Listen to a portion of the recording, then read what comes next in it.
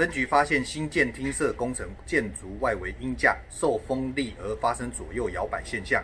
于是立即派员至现场进行交通管制，禁止人车进入，并通知承包厂商前来处置。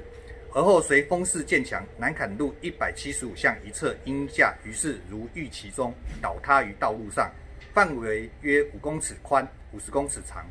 由于事前本分局已做好相关的安全维护措施，并无其他人员受伤或其他财物损失，目前已经通知包商进行紧急工程修复，预计2个小时之内可以清除损坏鹰架，恢复现场交通。